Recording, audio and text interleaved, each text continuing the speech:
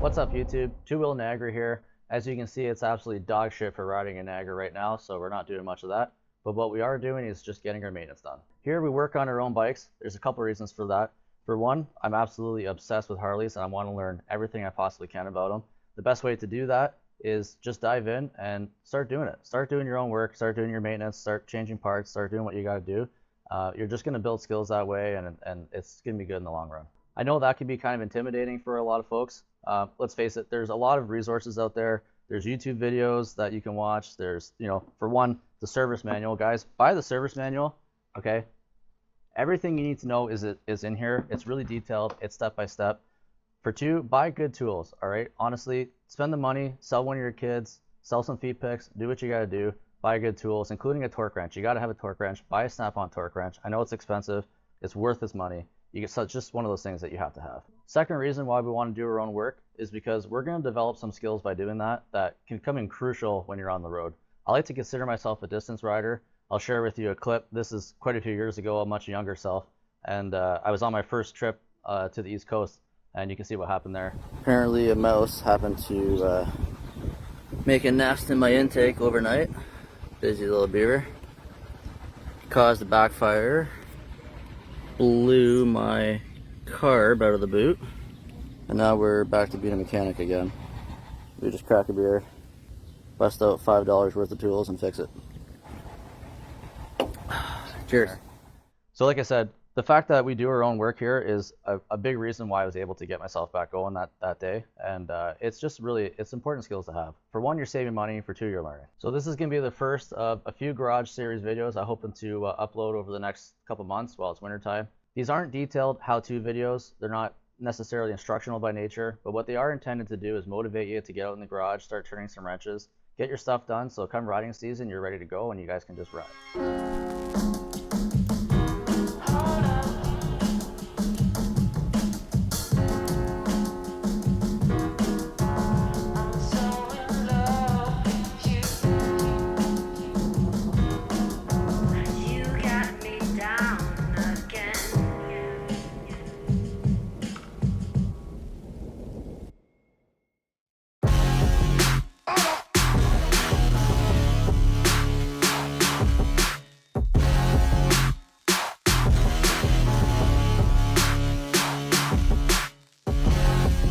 That one's going up, okay, and back down,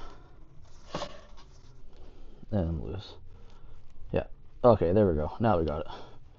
Okay, so this one's gonna be safe to cut. So, well, this is my first go with this, so let's see how it goes.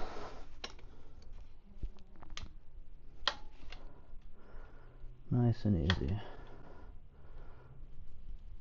Okay, here we go.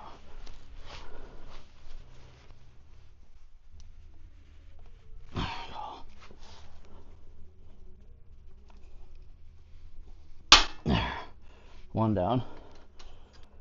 I don't want to stick the teeth in too far on this. I just want to just catch the push rod.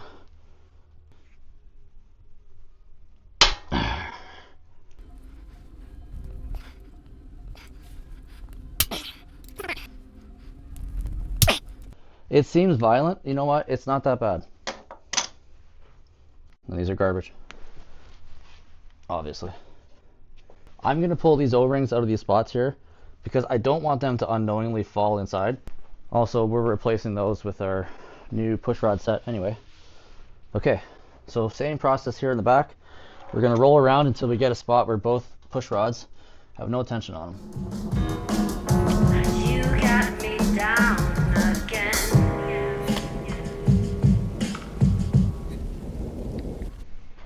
Okay guys, it's that simple. So this one's spinning free. I know there's no tension on it. This one's also spinning free. There's also no tension on it. So here we are, safe to cut.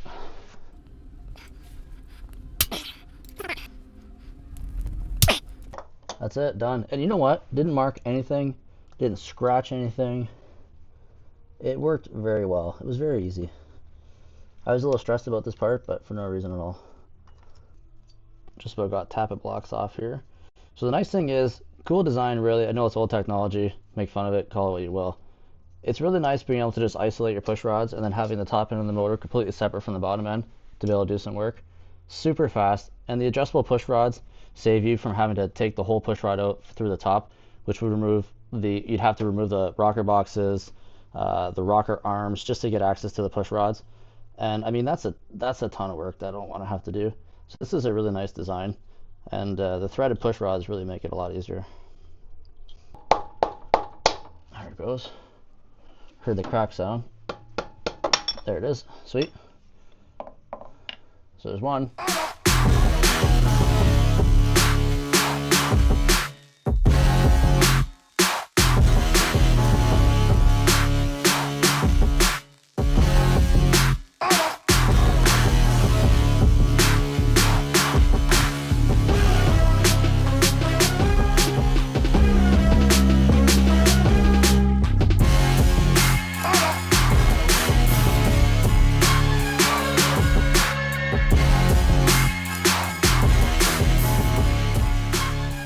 You know what? There's some spalling on the surface too. I can see like the shiny parts all rubbed off, and it's not super smooth. So these were actually on their way out. We don't know how many miles are on them. The bike's got a lot of miles on it now. It's 110,000 or something. But it's had engine work done at some point, and we just don't know what point that was, right? So we can't say how many miles are on any of these components. So this is another reason why it's a good idea to dive in here and take a look. This one wasn't as bad as far as scoring goes. Oh no, yeah, right there too. So, and same thing on the rolling surface. I'm not thinking this is going to zoom in that well, but you can see on the roller as I spin it around, you can see some of the speckles on it. And all that is the hardened shiny surface is starting to fall off, so that's a bad sign. It's a good thing we're in here. One thing that can cause issues on this roller is not having stiff enough valve springs up top for the size cam you have. Basically, that's not going to have enough pressure, down pressure, to keep this seated against the camshaft at all times. So at higher RPMs, these things start to kind of bounce in their bores, and it can cause wear like that too. Super handy tool, guys. Amazon. It's like $8. It locks your camshaft and your crank together. Okay, it goes in here so you can actually lock the two, and you can actually torque the bolt properly.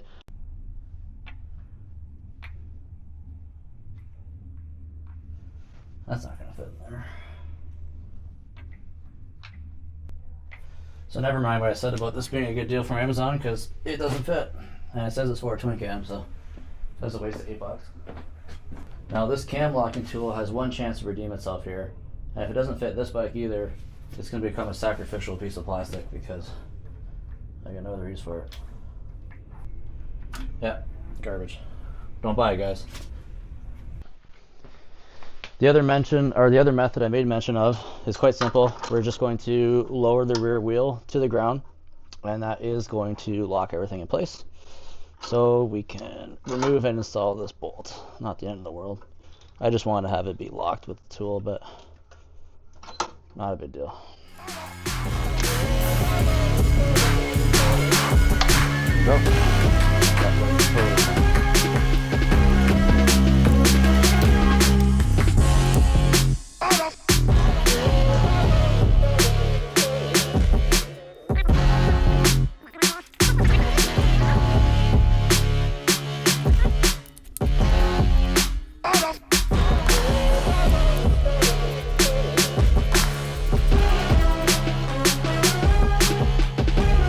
Just swing over that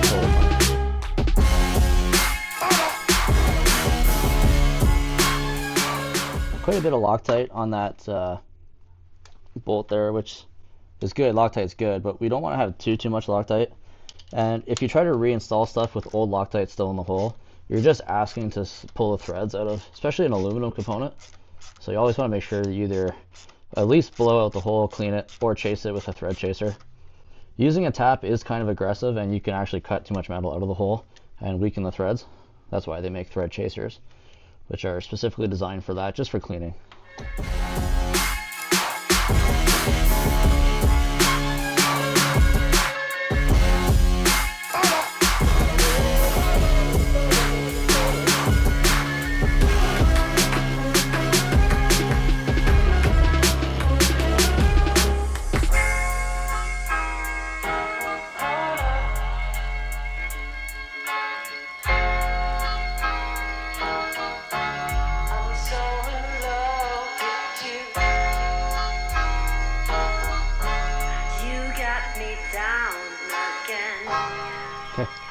Now, these 4 screws here and here, that's what's holding the oil pump on, and the oil pump's mounted to the back of the cam plate.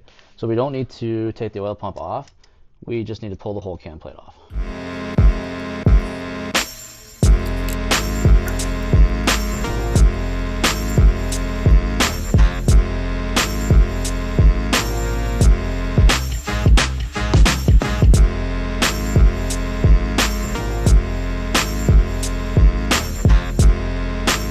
Cam chain tensioner was quite worn, which that was the main reason why we decided to dive into here, was to freshen up the cam chain tensioners. The older spring loaded models had an issue where the tensioner arm spring itself, not the arm but the spring, would break, and that caused catastrophic failure. They did switch to the hydraulic tensioners. Anyone watching this video probably knows this already, so sorry if I'm boring you, but that's fixed the tensioner issue. But you still have a plastic shoe here. Okay, actually I could take this right out to show you. That shoe still wears, okay? So the tensioners are much better, yes, but that shoe is worn. That has to be replaced. That's an issue. If this shoe wears much more and breaks apart into pieces, those pieces end up through your motor, and let alone the fact that you now have no tension on your cam chain, that can cause like valve timing issues and potentially catastrophic failure. So that is the reason why we're doing this. But while we're in here, we're gonna fix up some other stuff too. Like the lifters, we're going to take a look at the cam. We're also going to upgrade to probably an S&S plate and pump, which fixes a lot of other issues as well. So all in all, this was a good idea. There we go. Just like that.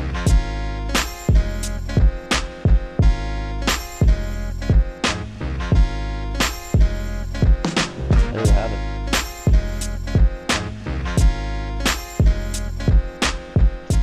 Now, once again, it's gonna be hard to see in the video. This camshaft, the surfaces are showing some spalling, okay? So once that hardened surface, that shiny surface that this rides on, the lifter rides on, once that surface becomes damaged, it's just basically a ticking time bomb. It's gonna eat itself, it's gonna destroy itself. There's metal particles that'll end up into your oil and pumped all throughout, let alone the fact that you could just have a catastrophic failure just between the lifters and the cam lobes themselves. See if I can get a better look at this. So you can see the surface of that cam. I'll let it focus here. That's not the best surface, okay? So we want it to look nice and smooth, not so much like that. Oil pump seal, we're going to replace this. I'm going to take it out so that we don't accidentally put 2 on. Guys, I just purchased the run out tool from Dark Horse. Alright, never used it before. Learn how to use it as we speak. Just going to go in the late twin cam hole. So what we're going to do, move this set screw to there.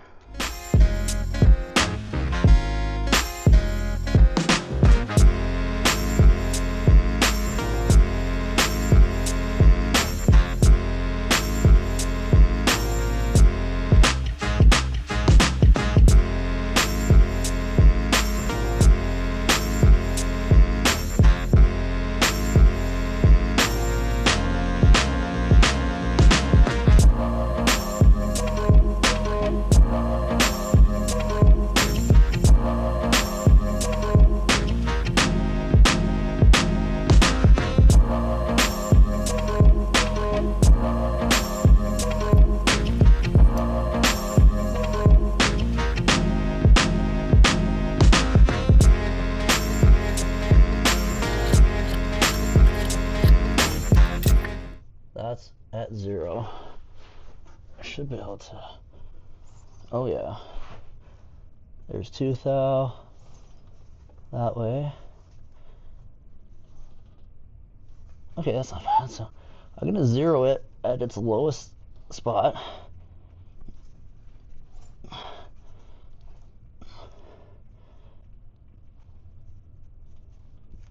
Which seems to be here. We're talking thousandths of an inch, guys. We want to make sure that we're pretty perfect when we measure. So that's 0, 1, 2, 3, and a little bit.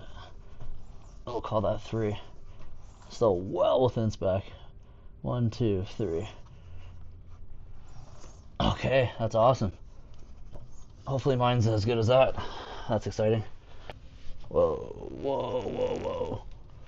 That's a lot.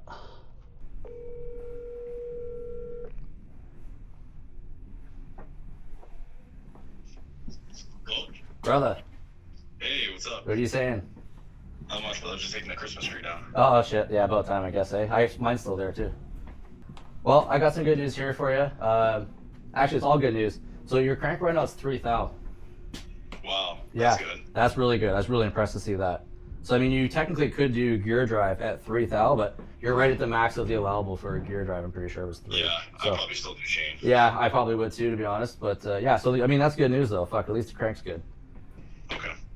But so Well, Frank, man, I appreciate you doing that. yeah, no worries, brother. I'm just about to get onto mine. Hopefully, I'm as lucky as you are. I mean, even all the wear that I found, totally not a big deal because that's all stuff you're replacing anyway.